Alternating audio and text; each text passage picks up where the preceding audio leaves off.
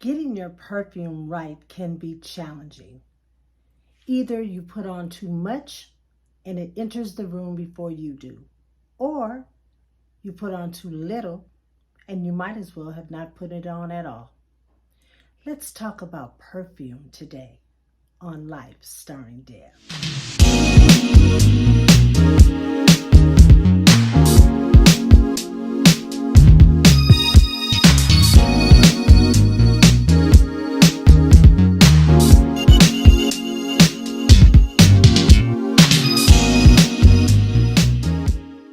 Hey everybody, thank you for tuning in today for another episode of Life Starring Deb.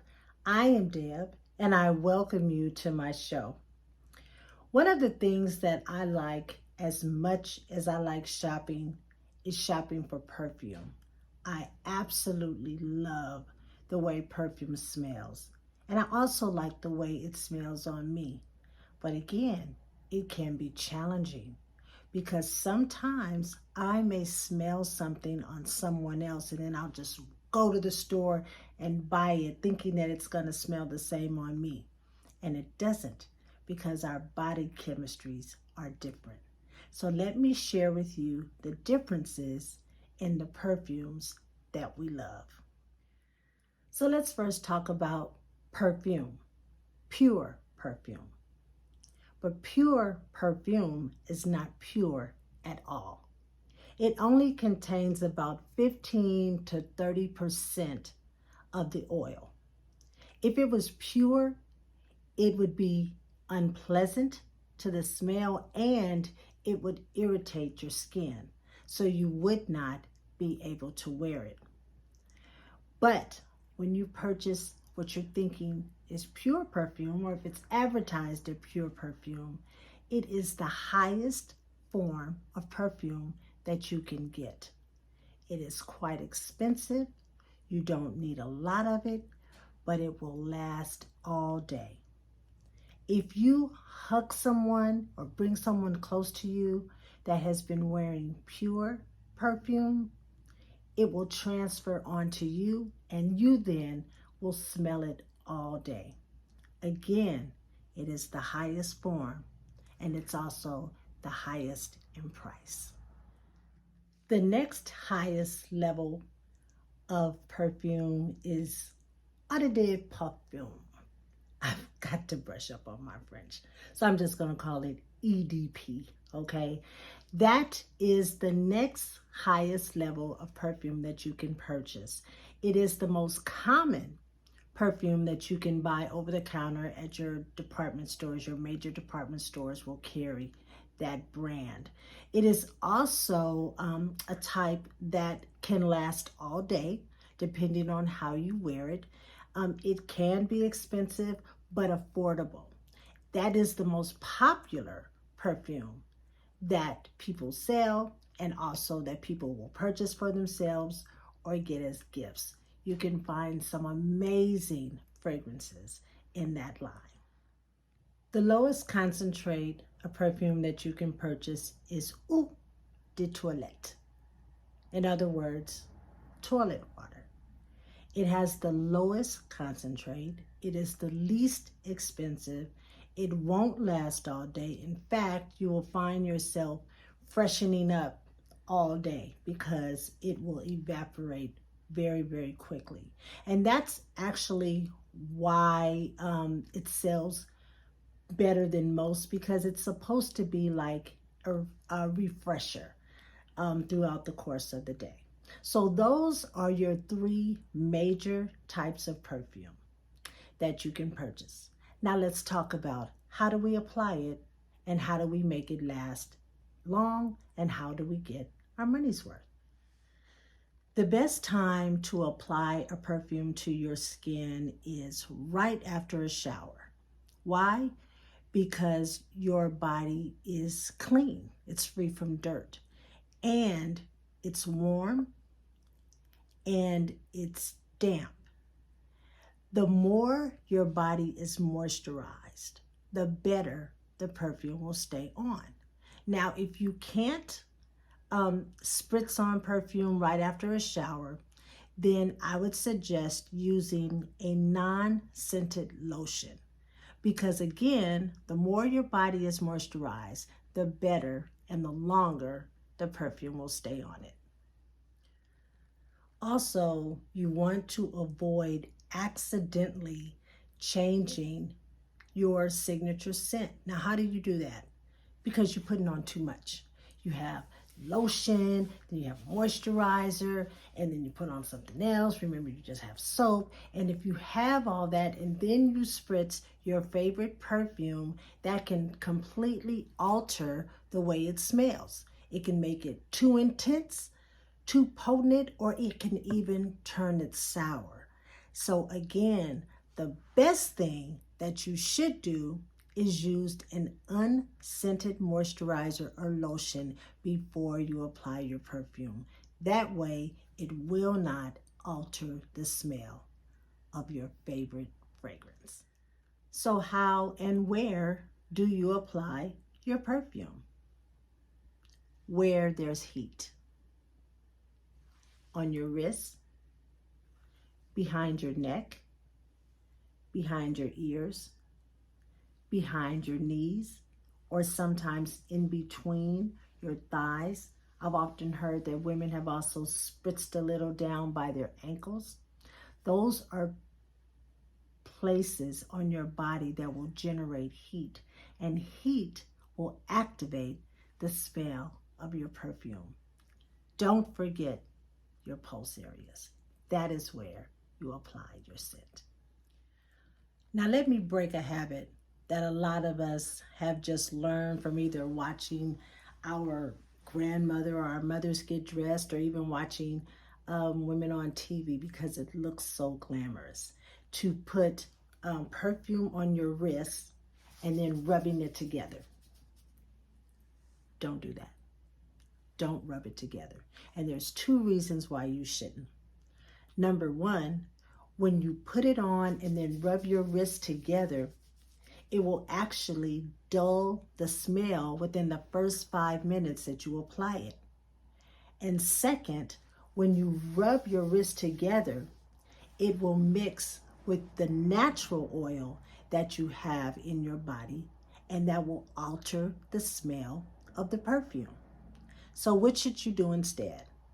You can spritz it on and then you can just dab it and let it soak in. That's all you need to do to get that scent that you're looking for that can last the better part of the day. Don't rub, lightly dab. Another habit that we need to break is spraying perfume on our clothes. Don't do that either. One good reason is the perfume can stain. It can stain your clothes, leave those stain marks on your clothes. And two, it won't last because fabric is not skin. So if you are going to spray perfume on your pulse points, like I just told you, then just wait a few minutes. Once you put it on your pulse areas, if you're going to put on a garment that's going to cover that, like your wrists or the back of your knees, then don't put your clothes on right away. Just allow it to soak in and then get dressed. And then you're going to get the same results as if you just put it on. But spraying it on your clothes, no, that's a no-no. It's going to evaporate, it's going to be gone, and you don't need to do that. Why? Because you are wasting your money. And the last thing we want to do when we spend money on our perfume is wasted by letting it just evaporate in the air because we sprayed it all over our blazer or our blouse or our beautiful dress. Don't do it. So what about spraying perfume in your hair? I think the jury may still be out on that depending on who you ask. Some people say they spray perfume in their hair all the time and it's fine. Some people say they don't do it at all.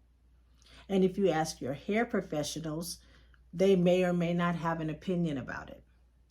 But I would say, like anything else, don't do it if you have some kind of scented hairspray or hair oil or something like that already in your hair. Because like I told you earlier in the video, spraying perfume on top of something that's already scented can alter the smell. And if you're spraying it in your hair, you want it to smell nice. You don't want it to come across sour. But I would also say, if you suffer from any kind of hair, scalp problem like psoriasis or dandruff or flaky skin or dry scalp or something like that, I would definitely shy away from putting perfume in your hair. And again, if you put it on your pulse points the right way, you won't have to do that anyway. But if you must, do it on a special occasion only. I would not do it every day. So what if you followed all the steps that I said and you still sprayed too much perfume? How do you fix the problem? It's real simple. If you have rubbing alcohol, which most of us do, you can dab some rubbing alcohol on a cotton ball and you can dab the areas of your body that you think you've sprayed too much. If you don't have rubbing alcohol, then a baby wipe will do the same thing. Just dab it on the areas where you think it's too much and your problem will be solved. So to sum up today's episode, it really is going to come down to choices. How do you want to smell? And there are different fragrances that bring off a different scent, and sometimes it will enhance or complement the outfit that you're wearing for the day. I just put a few of my favorites that I wear depending on my mood and depending what I have on. If I'm feeling really feminine, I might put on something with a little more floral, a little more flowery. If I have on jeans or some boots or something, I might alter for something that's a little stronger, a little heavier, a little if I'm just feeling pretty, then I might spritz on, something that just puts me in a real feminine mood. Some of my favorites are, I like the Angel. I call it Angel Red because it's in a red bottle and it's a beautiful scent. It's kind of flowery, but not too much, but it smells amazing. I always get compliments on this bottle. When I'm wearing jeans or boots or something, I'll usually wear the Tom Ford Black. It's a little bit stronger of a scent, but it just brings my whole outfit together. I absolutely love this bottle. In the summertime, I wear a lot of Dolce & Gabbana Light Blue because it's light. It just feels fresh, and when I'm outside, whether it's like spring or summer, it just has a really fresh scent. My everyday kind of go-to, I wear the Jimmy Choo because I love this scent. I go through bottles and bottles of this. Whenever I get low, I'll buy another bottle because it smells amazing. And it seems to go with anything, really. Anything I put on, I can always put this on and I know it's going to smell good and I'm going to smell it on me all day. My newest and most sexy bottle right now is Alish. The bottle itself is just sexy. Look at that girl. Look at that neck, that breast area. It's beautiful, and the scent is amazing. And I couldn't figure out, like, why do I love this scent so much? And it has like a vanilla tone. Like when my body is warm, I can like put my, face down into my shirt or my sweater and I smell warmth of like a vanilla. It smells amazing. It's new. It just came out in November of 2022. It's about $65 for this bottle. Because I can't see what's inside. I don't know how much of it I've used, but you don't need a lot. This is one of those bottles where you spritz like really light and you're going to smell it. The heat from your body is going to help with this scent to last all day. And she's just cute. This bottle is just cute. So again, shop around. What I would definitely suggest is if it's something new, don't take someone else's word for it because again, what smells good on somebody may not smell the same on you. And don't forget to ask for samples when you go to your department stores. They used to just offer samples. They don't anymore. They don't just offer it, but they have them. So ask. If you ask and they really have it, then they'll give it to you. They used to give you 2, 5, 6, 7 at a time. They won't do that anymore. but it is worth it to sample it first to make sure that it's going to agree with your body chemistry, to make sure that you're not purchasing something because you like the way it smells on someone else and you're going to end up wasting your money because it's just going to sit on your dresser. Now, the thing that I want to remind you of is, just like anything else, perfume expires. So if you've had your favorite perfume for years and years and years, 9 times out of 10, it has expired.